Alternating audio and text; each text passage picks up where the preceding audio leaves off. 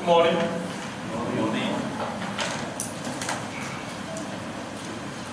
Every one of us, our natural tendency is to fight for our rights. Yes? To work for our rights, to protect our rights jealously. This is our natural tendency. From a child, we see that happen. And when they fight for their toys, they fight for their playtime, they're fighting for their rights, for all this. To a teenager, fighting for their rights to be with their friends, time out with their friends, to choose the kind of friends that they want. And when they grow older, when they go to studies and all this, they fight for their rights in their studies. Best grades, highest score, the best project teammates. And when they enter into the working world, they will still fight for their rights, for their career. They fight for best placement, advancement of their career, pay rise, best environment for their career. They fight for their rights. They will always do that. And they grow old enough to settle down. They fight for their rights to have freedom of choice for relationships, the ideal spouse to marry. And when they earn enough, when they grow older, they will fight for their rights to have enough gadgets for them to play. Enough gadgets or a certain lifestyle that they will pursue. They fight for their rights. And it's understandable that people will fight for their rights. And all of us will fight for our rights, work for our rights, protect our rights. At least in the eyes of the world, it is understandable. Right? And when it's taken away, wow, you can imagine the kind of reaction that we can have. We can be angry. We can fight, really fight. And we will protect it at all costs. And it's understandable because that's what the world will do. And today we'll see this is what's happening when the disciple of Jesus will actually, at least one or two of them were fighting and working very hard for their rights. Let's take a look at the passage, verse 1 to 11, the right for their self-preservation. At this point, Jesus had finished his dinner with his 11 disciples. One of them was away. So he finished his dinner and he brought them to the usual garden. All of us know the name of the garden is Gethsemane. So it's a usual hangout place. So Jesus brought the whole lot over there. And now, Judas, verse 2 tells us, Judas was coming after him. And Judas was going to betray Jesus. He wanted to betray Jesus. He was bent on betraying Jesus. He was totally determined to do that. Look at verse 2, look at verse 5. When Judas' name appeared, he says that Judas was betraying Jesus. Yes, he put there a past tense, but the actual tense is more continuous tense. Judas was going to betray Jesus. Verse 5, Judas was going to betray Jesus. Well, he was bent on betraying Jesus. Why? Why was he bent on betraying Jesus? Well, it's understandable. Judas was just working hard for his rights. He was just working hard for his right. Come on, he followed this person for 3 years and he gained nothing out of it. A poor carpenter. He followed him for 3 years and he didn't get anything that he wanted. It's understandable that this guy, he just wants to work hard for his right to a comfortable life with money, with just a little bit more money. In fact, chapter 12, verse 6 tells us that Judas, who is the money keeper of this whole group of them, will always help himself with the money into the money box. You know, chapter 12 tells us that he will always do that. He's just looking for his right. And now in this verse, in this passage, you see that he worked for his right at all costs. At all costs. You see, he worked for his right. Even verse 3 tells us that we work with the Roman soldiers, with the religious leaders. And he was coming with lanterns, torches, and weapons. He was even treating his master like a robber, treating his master like some kind of criminal. But it doesn't matter to him, because he's just working for his rights. So I put there, Judas, what can we say about him? He's working hard for his rights at all costs. He's working hard for his right, for a comfortable life with a little bit more money at all costs. He would cheat, he would lie. Chapter 12 tells us he would just steal the money from the money box. And many of us are like that, isn't it? Many of us are more like Judas. In this world, we see people backstab each other. We see in this world, we will slander, we will gossip each other to bring each other down. What are we doing all these things for? We are just preserving our rights. We are just protecting it. We just want to make sure our right is served. From whether a child looking for his toy to an adult looking for his gadgets. Whether a child playing playtime to adults fighting for a certain lifestyle. Whether it's a student for his studies or working adults for his career. Whether it's for friends or later for relationship. We are all working for our rights, to protect our rights. And in the view of this world, it is understandable. It is understandable. But I'd like to suggest to us this. We are more like Judas than unlike him. We are more like Judas more than we love to admit it. We are more like him because we will work very hard for our rights, isn't it? And at this point, in this garden, Judas brought a whole group of them into the garden. Well, the garden wasn't a huge garden, but he had some kind of surrounding and enclosement. So he had entered through the entrance of the garden. At verse 4, and Jesus came, taking the initiative to approach this band of people. Jesus asked them, in verse 5, he says, who were you looking for? At verse 4, he said, who were you looking for? Then Jesus, in verse 5, says, I am he, Jesus of Nazareth. The second time, in verse 7, Jesus identified himself again. He said, I am he. At verse 8. And then, the third time, Jesus identified himself by a confirmation. He said, if you are looking for me, Jesus of Nazareth. Jesus was again and again and again identifying himself as Jesus of Nazareth. He was identifying himself. What was he doing? Why was he doing that? Identifying himself 3 times to a group of people who is going to capture him. He said, I'm he one time.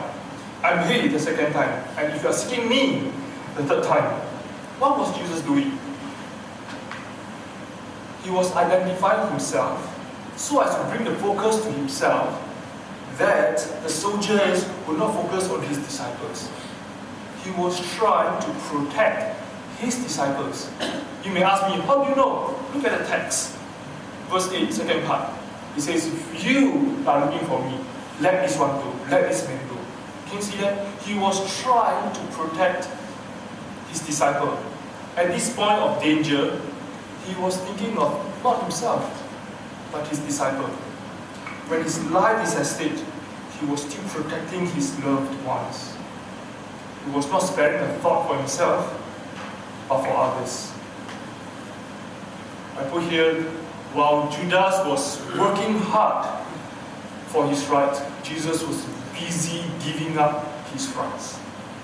While Judas was working hard, bent on betraying Jesus, working very hard on his right, Jesus was busy giving up his right to live, his right to be in safety, his right for security and comfort.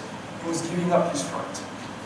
At this point, verse 10, they were forced to a corner, the moment was tense, and Peter was holding on to a sword, took out, and he cut off one of the servant's right ear. What was he doing? Peter was just protecting his right. He was fighting for his right. He was protecting himself and probably his master. And it's understandable because at this point they were forced to a corner. And when you and me, when we were forced to a corner, what will we do? We will use force if necessary, isn't it? And it's totally understandable, at least in the eyes of the world. And what was Peter doing here? He was preserving his own right to live. His rights for preservation. I put there, Peter, what can we say about him?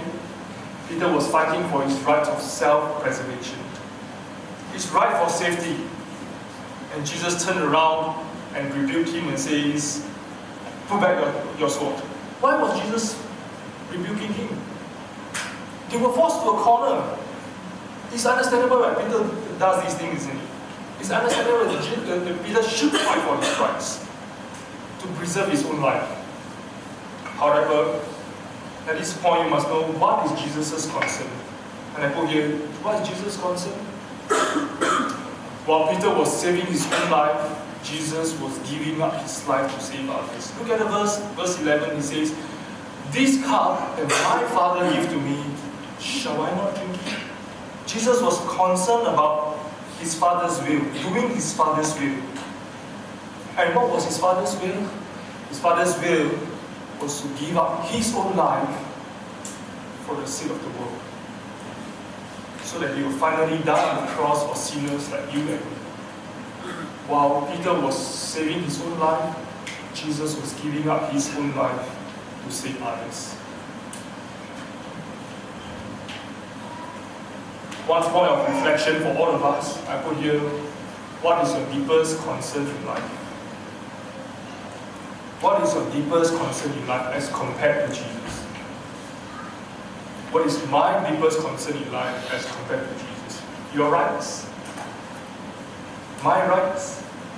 Right to a comfortable life, right to safety, right to security, right for conveniences, right for a certain lifestyle that you want. These are all not wrong in themselves, of course. They are not wrong in themselves. The question we have asked ourselves is, are we as concerned as our Lord Jesus? For his people, while he was in danger, he was thinking of his people, the disciples. While he was in danger, he was thinking of the people he's going to save, his church. This is the Savior that we have. The Lord that we have will give up his rights of safety, of comfort, of security for his people. What is your deepest concern? God's people, the church, or your comfort? It's for us to think about. Verse 12 to verse 27. Jesus was bound at this point by the soldiers and the officers, and he was brought to Annas. Verse 13 gives us some interesting insight to the background of this situation. He said he was first brought to Annas, and the word first was put there. And John gave us some insights to this whole situation. John is saying that, well, you must understand, Annas was at the time wasn't the high priest. Because in the Jewish system, there's only one high priest per year. But now there are two high priests, two, Annas and Caiaphas. But John is telling us the real high priest is not Annas. It's Caiaphas, the high priest of the year. But they have to bring to Annas first. Because they have to kowtow to Annas, an ex-high priest. Why? Because this Annas was the father-in-law of Caiaphas. Can you see? So John was suggesting to us, or hinting to us, there is already a crack in their system, a broken world that they're in. A crack in their justice system. You see, when anybody is held to be brought for trial, they must bring to the high priest of the year. But John said, first, can you see the word first? First they brought to Annas. They have to go to him first. Because he was an ex-high priest who was still holding on to the power, and Caiaphas, the high priest of the year, was probably more like a puppet to Annas, his father-in-law. Can you see that? So John was hinting to us that this is a broken world with a broken justice system. Verse 15 to 18, and now Peter entered into the scene. John was describing Annas. Now he moved to the scene of Peter, and Peter was trying to enter into the court, but he couldn't get in. But the other disciples who could get in, and this disciple, most likely couldn't be John himself. John could get in, and John later brought Peter in as well. And in verse 17, it shows us Peter's first denial of Jesus. A servant girl identified Peter and says, you are one of his disciples, aren't you? Peter said, no, I'm not. He was fearful. He was scared for his own life. I want us to observe this passage carefully because, you see, there was a moving of scene. It was from Annas, suggesting there's hinting to us as a broken justice system. Then moved to Peter by the fire, and his first denial. It moved back to Annas again, and later, last passage, it moved back to Peter again. And there seems to be an escalation of this action. What escalation is this about? I put here some kind of escalation from Anna, a faulty justice system, you escalate to Anna again later, Annas again, which is a total, Jesus will experience a total denial of justice. And Peter's first denial of Jesus, later it moved back to Peter's scene, Jesus is going to experience a total denial of loyalty. Let me go through the passage carefully with us. Verse 19 to 24. So Jesus was brought before Annas, the ex-high priest, but who is one who is actually in power. And he brought him into the court of Annas. And this is like a court scene to put someone on trial. And he questioned him about his disciples and his teaching. And Jesus answered him and says, all that I was teaching, I always do in the public. You should ask people who hear my teaching and ask them here. And ask and question them, what was Jesus actually saying? You see, Jesus understood the Mosaic law. In the law of Moses, in Deuteronomy, he says if you put someone on trial, you need at least 2 to 3 witnesses. Now they're putting Jesus on trial without any witnesses. No evidence at all. So Jesus is asking them, well, if you want to put me on trial, where are your witnesses? You should ask people who heard me teach in the public place, just catch a few of them and put them here as witnesses against me. But they have none. They do not have any witnesses. So, you see over here, Jesus was denied of justice, a trial without evidence, a trial without any officers, any witnesses. And then one of the officers struck Jesus at his face. And Jesus answered again in verse 24 and says, if I answered wrongly, you should prove it. Again, Jesus is saying, where are your witnesses? If I already answered it wrongly, show your witness. Bring up witnesses against me. But if I answer correctly, why should you strike me? Can you see that? At this point, Jesus again experienced a total denial of justice. There was no justice at all for him because it was against the law of Moses. There's no witnesses, no evidence against him. So we see the hinting of the broken justice system, we move on, escalation to a total denial of justice over here. And at this point, Anna's heart was hardened. He did not even give a thought to what Jesus was saying. And what did he do? He sent Jesus to Caiaphas. But the escalation was not just the broken justice system. There was also a problem with Peter. There was also escalation of the denial.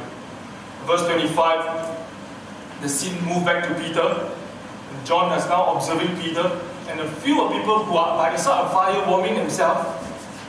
And look at Peter with a firelight and look at him and says, you are one of them. Your accents probably tell that you are a Galilean. This is from Matthew himself. So a few of them said, you must be one of the disciples. Peter denied the second time.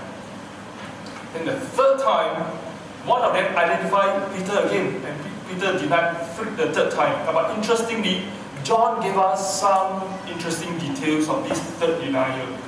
Who was the one who identified Peter? Malchus' relative. You may ask me, who is Malchus? Look at verse 10. Malchus is a person whose ear was cut off. His relative was there. And his relative identified Peter, and his relative happened to be in the garden, seeing that Peter cut off his relative, Malchus' ear. So, he was the eyewitness of the whole incident. He identified Peter and says, you were there in the garden. You are one of Jesus' disciples. And Peter denied altogether. Can you see? Now Peter denied Jesus despite the presence of evidence, despite the presence of an eyewitness. Peter's heart was hardened. Hardened to protect himself for his self-preservation. Hardened not even to give a little bit of loyalty to Jesus. So we put here, Jesus was denied of justice, Jesus was denied of loyalty. He was put on trial without witnesses, without evidence by the religious leader. He was denied of loyalty, even in the presence of an eyewitness, evidence that is present by his own disciples. If you were there, what will you do? Where all your rights are denied. All your rights are denied. What will you do? And what did Jesus do? Well, at this point, under trial, Jesus was still concerned about other people and not himself. When he was struck by an officer, he did not retaliate with a threat. If it's me, or if it's one of us here, with all these things denied and we know we are right, they dare to strike us, what will you do? I'll sue you. Or if we were Jesus, what we would say, well, If you remember, you strike me, never mind. When I come in my glory, you make sure your right hand is still with you. The hand that struck me is still with you. So we will probably give some threat. But that's not what Jesus did. Look at him, verse 23. Jesus spoke graciously to their conscience. Jesus spoke again and again, appealing to their conscience of justice. Jesus says, if I speak wrongly, you have to prove it. Where is justice? If I speak correctly, you cannot strike me. It's not right. There's no justice. Jesus is again and again appealing and speaking into, pointing at their conscience. He was still thinking about his accuser. And when he was denied by Peter, what was he doing? He was still trying to protect the disciple. I put there, he was graciously protecting his unworthy disciple. Take a look at verse 19. When they questioned him, two things. They questioned him about his disciples and his teaching. But look at verse 20 and 22. What was he answering? Jesus was talking about his teaching. He said nothing about his disciple. He was still protecting his disciple. And who are these disciples? They are all those who had deserted him. And now, right in front of him, Peter was denying him 3 times. He was protecting his unworthy disciples of his. When suffering, I put there, when suffering, Jesus was still other people-centered. He was still other people-centered. When you are denied of your right, what will you do? Fight back? Angry? Some of us are more coward. We will sulk. Some of us are more daring. We will threaten. We will take revenge if we are more cunning. But we see this is not the reaction of Jesus. He was, even under suffering, he was other people-centered. Look at the responsive reading that we have at 1 Peter. It says, when he suffered, he who hath no sin, he left an example for us to follow. What did he do when he suffered? When he was reviled, when he suffered, when he was hated, when he was struck on the face, when he was mocked by the people, when he was denied of justice, and he was denied of loyalty, he did not threaten. Chapter 2, he said he entrusts himself to him who judges justly, to God himself. He entrusts himself to God. Why? Why did he do that? Well, the verse tells us so that he will finally go to the cross and bear our sin on the cross. He was still focused on other people. He didn't focus on himself. He was still thinking of how he might finally go to the cross and save you and save me. While we are still focusing on our rights, even as Christians, we are more like Judas than we like to admit it. We are more like Judas. We will fight for our rights to live comfortably with a little bit more money. We are more like Peter than we like to admit. That we will fight, we will work for our preservation of our life, our security, our self-preservation. We are more like Peter than we like to admit. But Jesus, he was focused on saving us, saving his people. 2 points application when we think through this passage, when we think about the Lord Jesus himself. Number 1, if you are not a Christian, or at least you think you are, but you are half-hearted Christian, you know you have not truly committed your life to Jesus, you look at the Savior again from this passage and trust your life to this Jesus as the only worthy Savior. What kind of Savior is he? Is Jesus himself. One who cares for your soul and my soul so relentlessly. One who is so worthy for us to give our whole life to him. No one else deserves this. No one else deserves for us to submit and entrust our whole life to. Only this Savior who is so focused to give his life to save us from our sin. So don't be half-hearted about Jesus. He is the only person who is worthy for us to submit our whole life to and entrust our whole life to. Second, if you are a Christian, when you suffer, remember the Savior and be other people centered.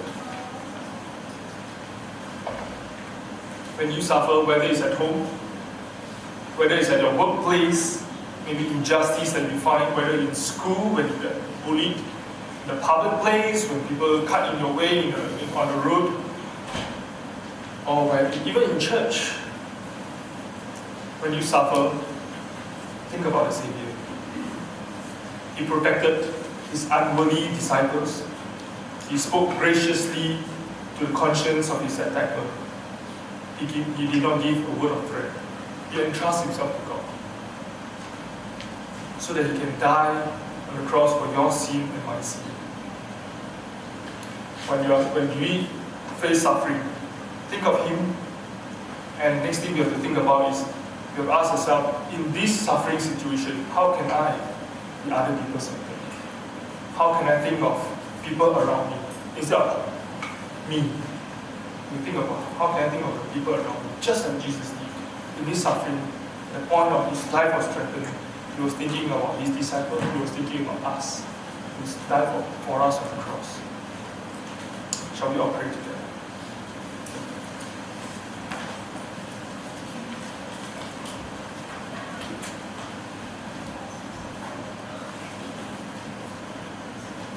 Thank you, Lord Jesus.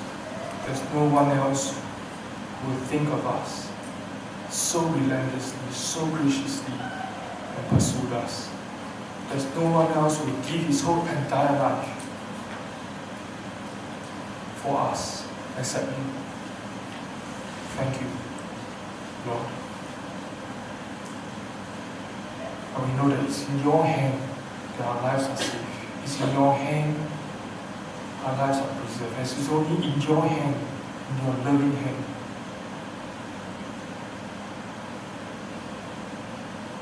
that we need not worry about ourselves. We can entrust ourselves to you. Because you will love us so relentlessly. Thank you, Lord Jesus. Give thanks and pray all this in Jesus' name.